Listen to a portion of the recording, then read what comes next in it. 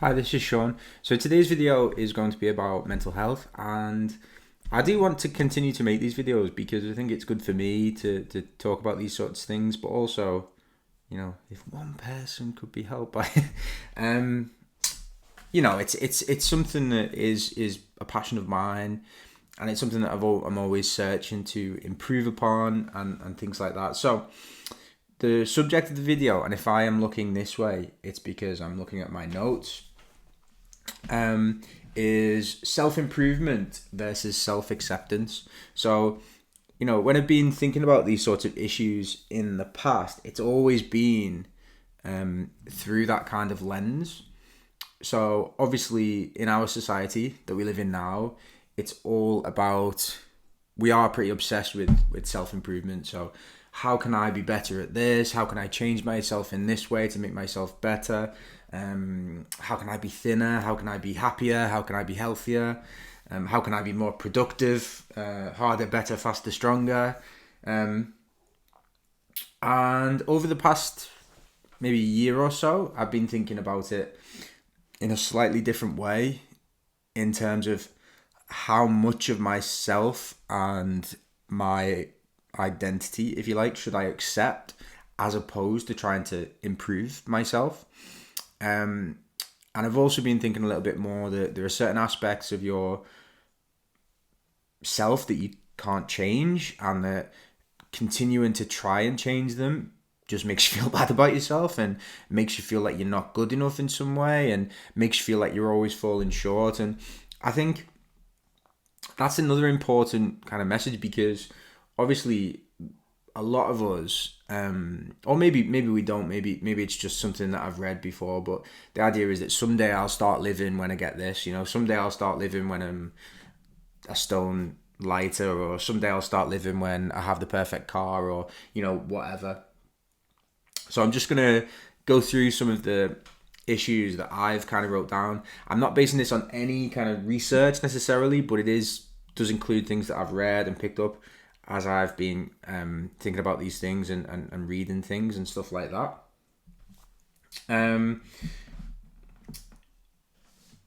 So I first of all written down, contentment isn't the antithesis of ambition, but it gives you the strength to improve. I think,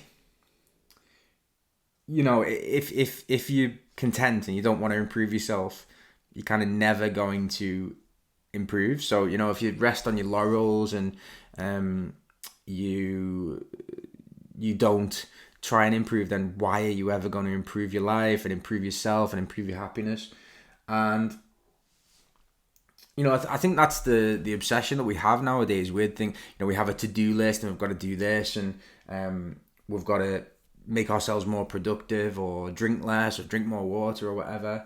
And I guess if you are content, you're not going to try and necessarily change things. I think the key is really that you need to try and improve things that's going to make your life better and other people's lives better. So for example, we're all obsessed with things like the perfect six-pack abs or whatever. If you're a man, is that really important? Is that something that's going to improve your life? Is that something that's going to improve the lives of others? Potentially it might do, but potentially it might not. And also you need to try and change the things that you can actually change. And I think that's a really interesting question from the perspective of mental health. Can you change yourself? We all kind of have certain behaviors and certain traits, and is it something that we can change, or is it something that's fixed? I don't really know the answer to that question, but I suspect that some things are harder to change than others, and some things are easier to change. So I tend to have quite a cynical way of looking at the world, and to be quite a pessimistic person, and generally, a little bit of a worrier. I have really, really tried to not be like that, and it's not worked. And I'm on the cusp of middle age now, and I don't know whether it ever can change. Maybe some people would say to me, you're just being cynical and you're just not looking at things the right way, or you just haven't tried hard enough, or you haven't used the right strategies or whatever. But I do think that a lot of my life, I have spent quite a lot of time feeling that I should be different to the way that I am, and therefore not being happy with myself. So, is it a good thing to want to constantly improve yourself? You probably heard of the idea of the circle of influence and circle of control. Try and change the things that you can, but the things that you can't, just accept and live with it, and maybe you could try and shift the boundaries a little bit. You can change some, but not all of your behavior. And there's a quote here from someone called Carl Rogers, who's a humanist psychologist and therapist. It says, "The curious paradox is when I accept myself just as I am, then I can change."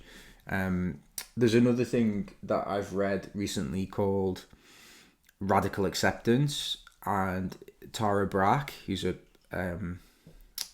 Buddhist meditation leader, and she says a similar thing. If you accept something, it doesn't mean what you're saying is you're going to live with it forever. What it means is that you're kind of not going to let it bother you as much. And I do think that's true to a certain extent, but I also do question whether there are some things that can't be changed, and it's not about accepting them so that you can change them. It's about genuinely accepting them. It almost seems like a trick of the mind in a way. I'll accept this, therefore I can change. It's sort of like reverse psychology in your own head.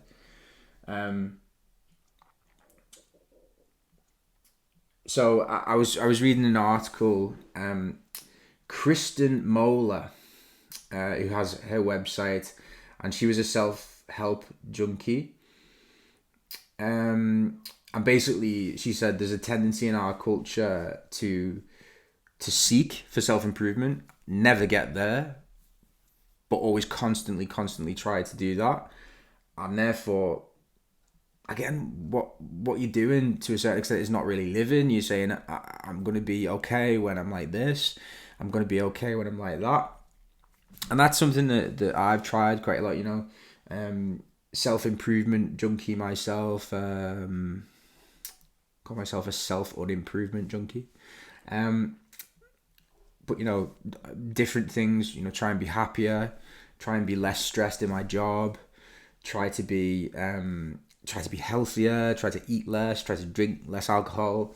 And it's always made me feel like a failure in a way, like I'm not living up to my true potential, if you like. And maybe that is true. But is there any reason to feel bad about yourself in that way? So it says, still have goals, but live in the now. Be imperfect and try and fail. I mean, I guess maybe I'm overthinking things, but it is. I mean, accepting yourself is a form of self-improvement in itself, isn't it? And I've written here, some of my goals. It is about self-improvement, but they're not very deep. I would love to have 6-pack abs and things like that. That's not a particularly. It's a bit of a superficial desire, I guess. So perhaps engage in more worthy things, and I guess then the concept of self-improvement becomes a little bit meaningless because you're not improving yourself as such. What you're doing is kind of being yourself, if that makes sense. And then some more things that I've written down. That was the self-improvement aspect of it. What could you do, and what are the goals of self-improvement and why? In terms of self-acceptance, don't think that you're just broken all the time and that you need to be fixed and that you constantly need to improve who you are and what you are. You don't need perfection. And I guess the point is, as I was saying, a lot of people are looking for improvement, and then by definition, I guess, in that sense, they're not living their lives and they're not enjoying who they are as a person and what they are doing. So that there is never going to be that time where you're perfect and when everything's great and when you can live and be worthy. So just accept kind of who you are and what you are and things like that. And that aspect of it doesn't make you feel kind of bad about yourself for being that person. Another thing is, if you are going to self-improve, don't set yourself such challenging targets. And that is part of self-acceptance as well. I mean, I've done that previously when I've tried to improve aspects of myself, but do it really quickly all at once. So I'm like, I'm never going to drink again. I'm never going to eat sugar. I'm never going to eat carbs. I'm going to cut out all oxidants from my diet. I'm going to go to the gym for 10 hours a day. And obviously that's not sensible. And I've failed miserably. And it's made me feel so far away from where I want to be as a person. And that can't be helpful. And I've written also, how much of yourself can you actually change? In terms of self-improvement, how much of yourself can you actually change? I am, as I said, I'm quite a negative person by nature. I'm also the type of person that I think I'm a little bit spiky and a little bit I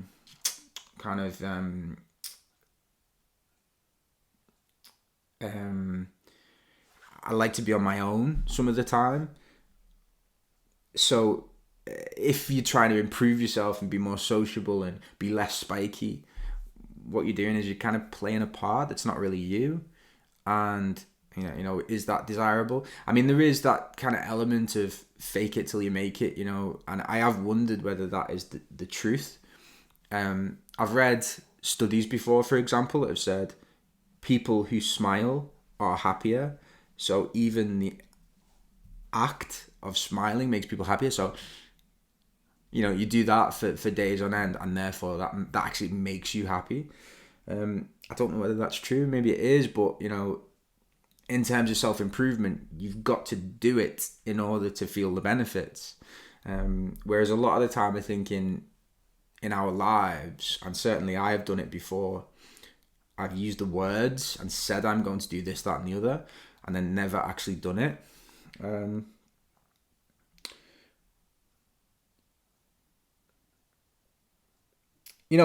Another thing about self-improvement is the idea of there are changing standards nowadays.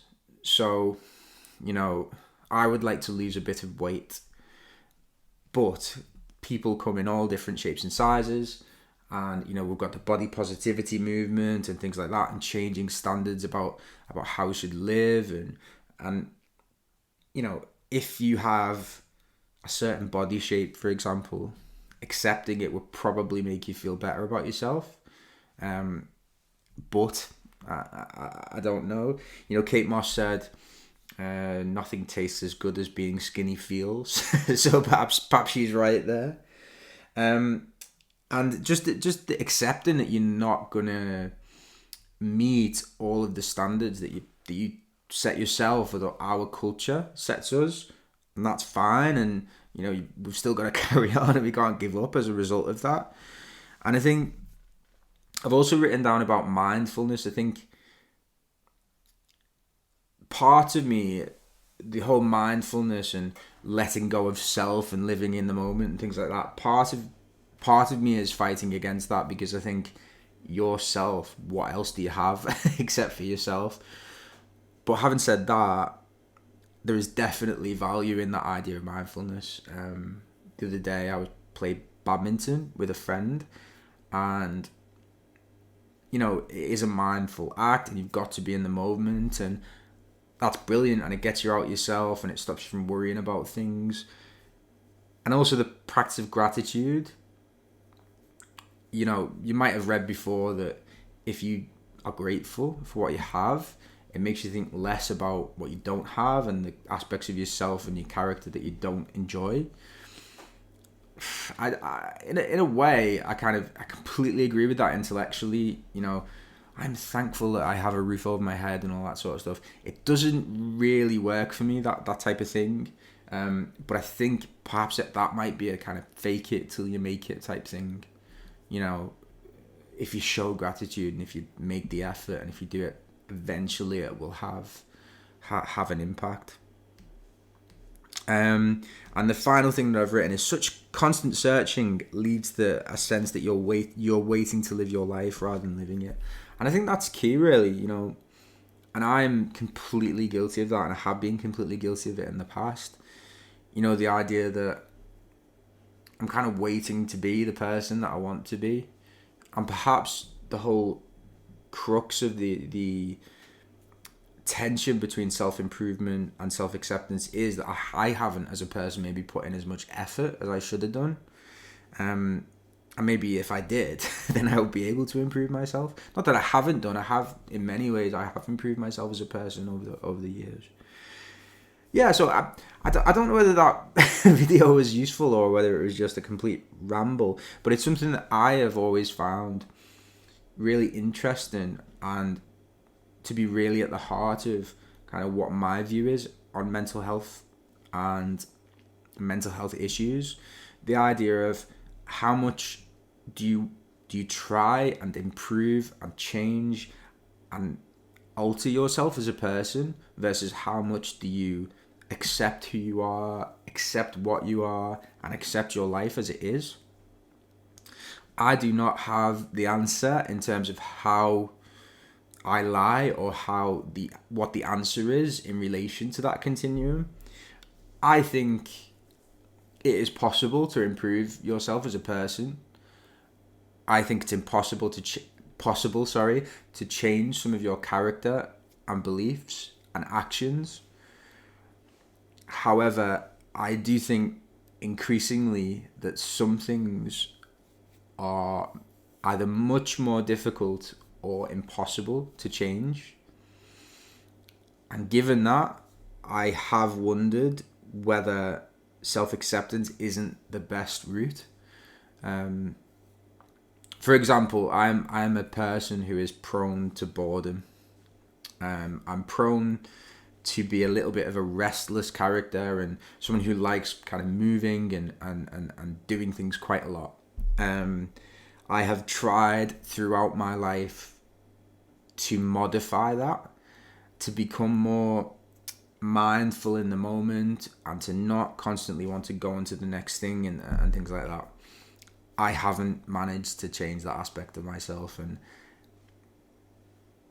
I have come to the conclusion in relation to that aspect of myself that the best way is to go with my character and to just, if I need to move, if I'm bored, do something. I'm not the type of person who can sit still for long periods of time doing nothing. It's just not possible for me. Maybe I'm wrong about that, but that's my thought. So yeah, hit me in the comments. Tell me what you think about the difference between self-acceptance and self-improvement. Thanks very much for watching. If you didn't watch, then I shouldn't be speaking to you because you're not watching. Thanks very much. Bye bye.